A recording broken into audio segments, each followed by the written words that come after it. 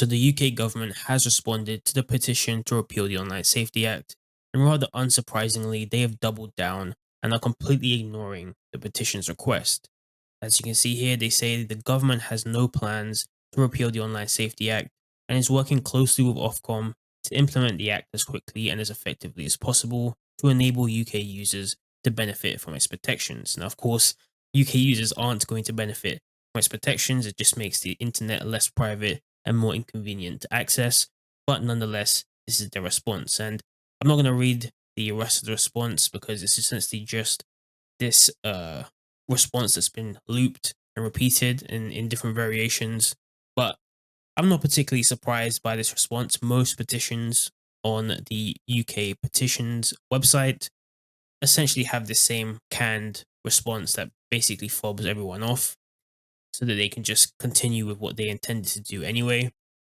Now, it's important to note that this response was given with when there was about 350,000 signatures. So since only a few hours ago, it's gained 50,000 signatures. So hopefully, with increasing pressure, I mean, potentially if it gets to 1 million or even 2 million signatures, the deadline of this petition is in the 22nd of October.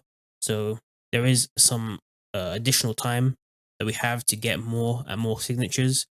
If there is, say, 1 million or 2 million signatures, I do think that will put significant pressure on the government to potentially repeal the bill. Even then, I still wouldn't hold my breath. Of course, during the Iraq War, there were 2 million people who protested in London, and yet the Iraq War still went ahead. So even so, I still won't hold my breath. But look, there is still a potential chance that this might get repealed. And even though they have responded, because it's reached 100,000 signatures, if you don't know how the online petitions work, when a petition reaches 10,000 signatures, they have to give a response like this. And in most cases, it is just like this, a canned response that completely ignores the petition.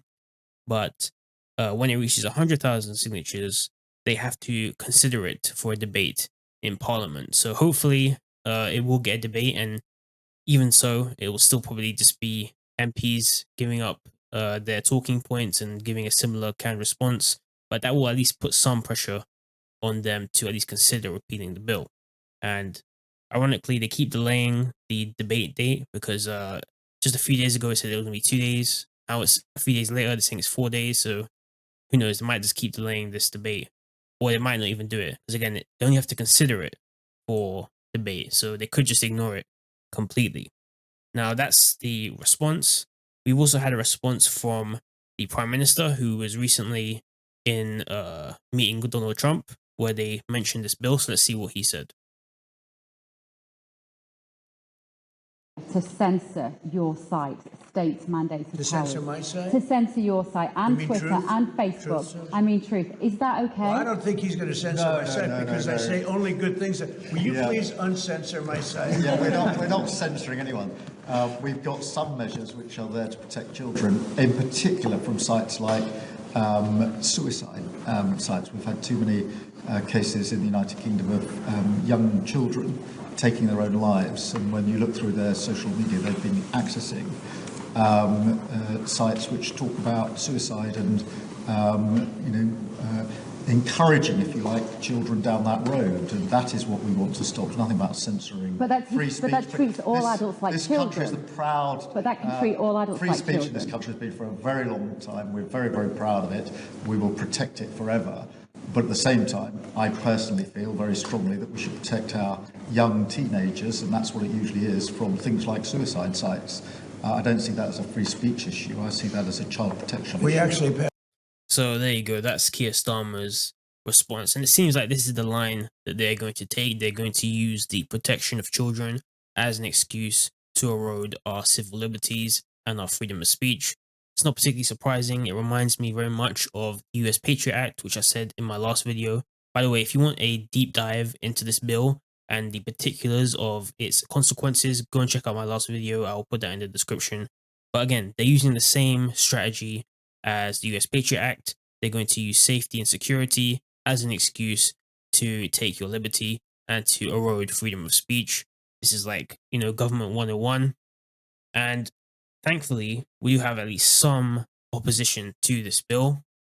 As you can see here, Nigel Farage vows to repeal Britain's dystopian Online Safety Act. So obviously Nigel Farage and the Reform Party are essentially the only party that are going against this bill, and that's great to see. Whether you like Nigel Farage or not, that's not really the point. This bill is wrong. It is taking away your privacy and your freedom of speech, and obviously, I support Nigel Farage in this particular endeavor to go against this act and to repeal it. Again, the current act has been supported by both the Conservative Party, the Labour Party, the Lib Dems, the Greens. Every single party has been in favour of this bill. So it's good to have at least some opposition within Parliament. The downside, of course, is that as it currently stands, Reform still have only 4 MPs. So they essentially have no real chance of actually repealing it as of yet. So for the foreseeable future, until there is a general election, and last time I checked, there's going to be a general election in what, like 4.5 years or 4 years. So for the foreseeable future, this bill will be in place, and Reform won't have any members to actually repeal it. Now, there is, of course, the independents.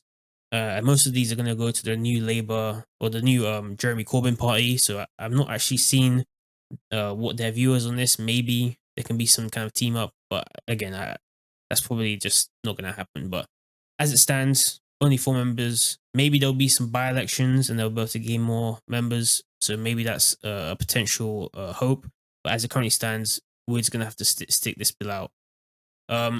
Now, even worse, and this is really surprising, was Peter Kyle. And if you know who Peter Kyle is, he was actually criticizing Nigel Farage by essentially calling him a nonce just because he was against this act. So let's take a look at his comments on Sky News.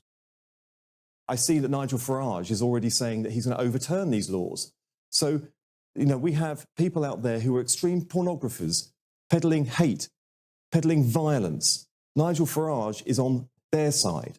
Make no mistake about it, if people like Jimmy Savile were alive today, he'll be perpetrating his crimes online.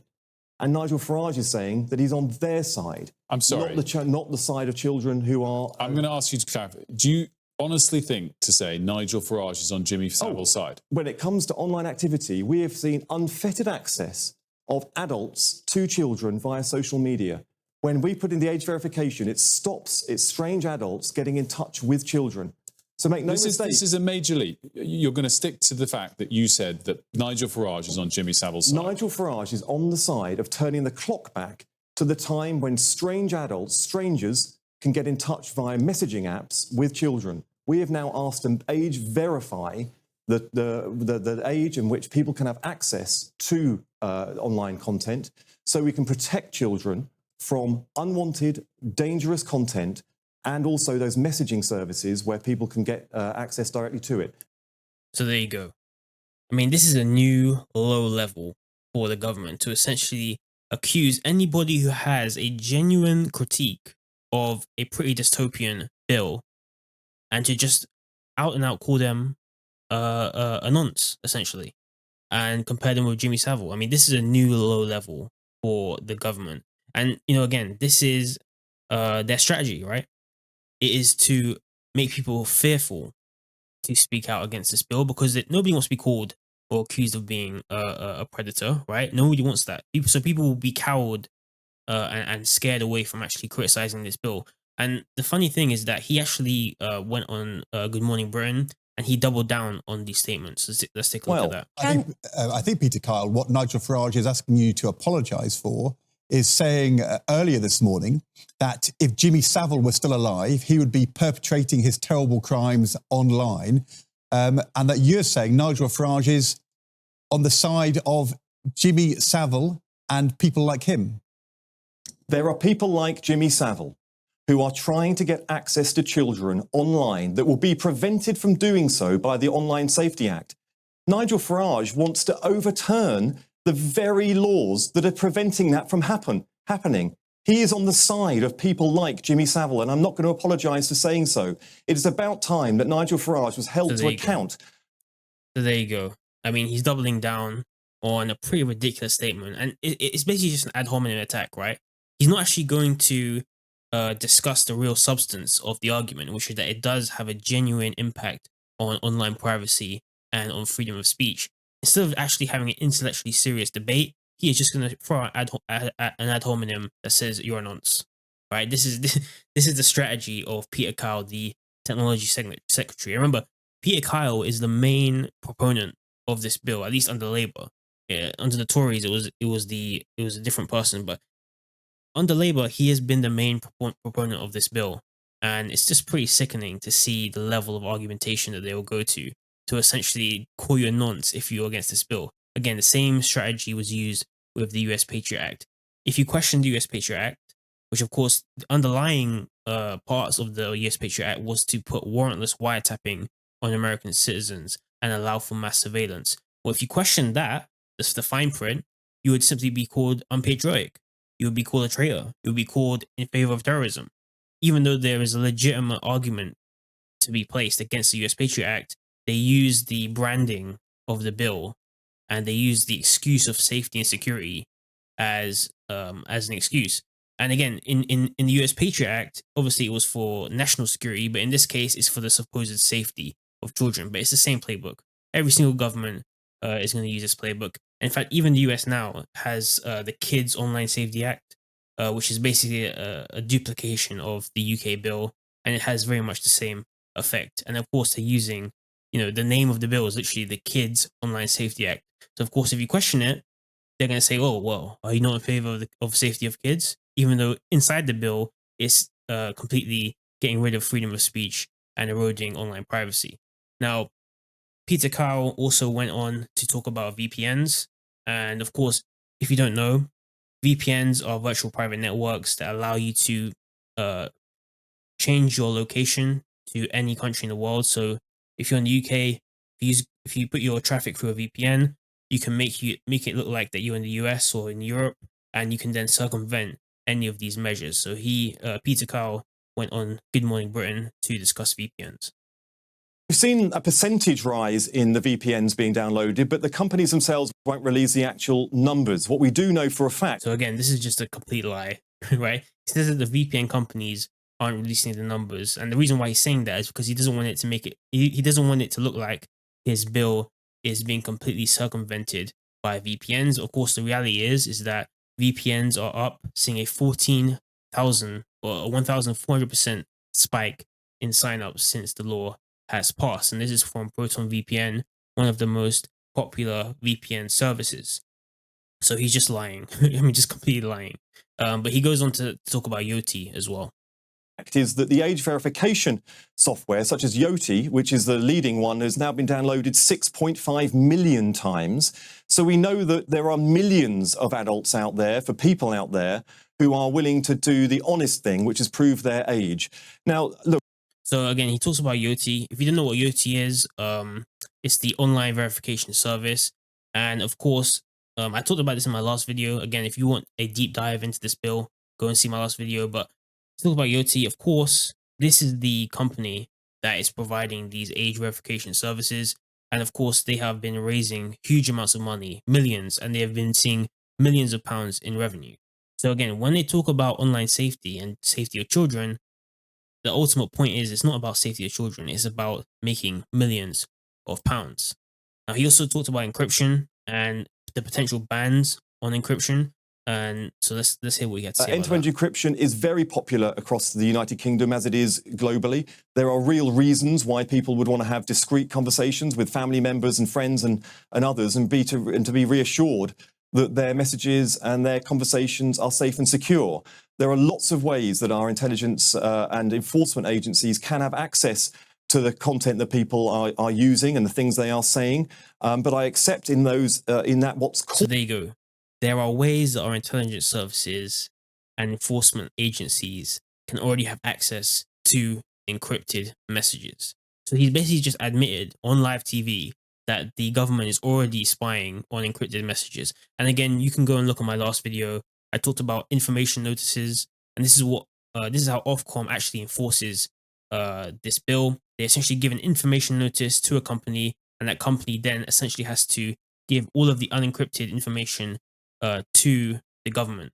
So you may think that your WhatsApp messages are encrypted, or you may think that the Facebook messages are encrypted, or whatever service you're using. But in reality, the government has an information notice, quote unquote, and they then have to give over all of the unencrypted information. Again, if you want more detail on that, go and watch my last video where I did a deep dive into that.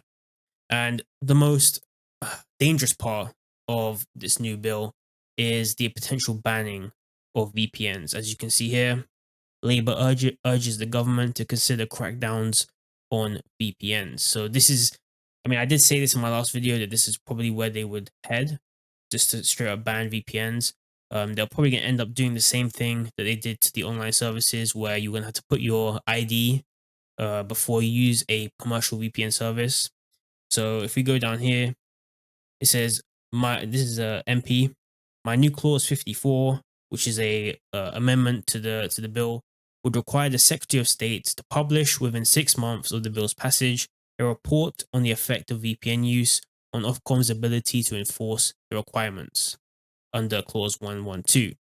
If VPNs cause significant issues, the government must identify those issues and find solutions rather than avoiding difficult problems. So again, they're going to ban VPNs. It's just a matter of time. In this case, it's 6 months where this report will be released, and you can no doubt expect that in that report, they are going to recommend the banning of commercial VPNs.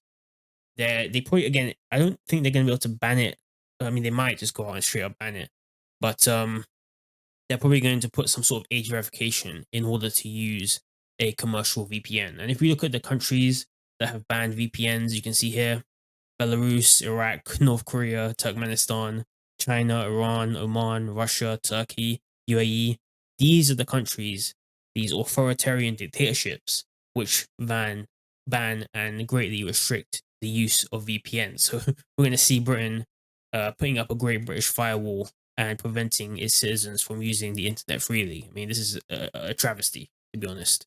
But look, if they do ban VPNs, one thing that they will probably do is they will ban the commercial VPNs, something like Proton VPN. Now, I do have Proton VPN, not an ad, I just use it.